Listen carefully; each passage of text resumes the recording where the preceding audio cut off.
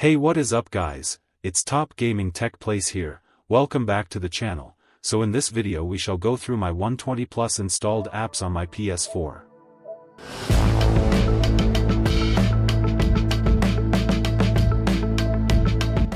Please, if you love these kind of content, then please give this video a thumbs up, and also subscribe to the channel if you have not yet subscribed.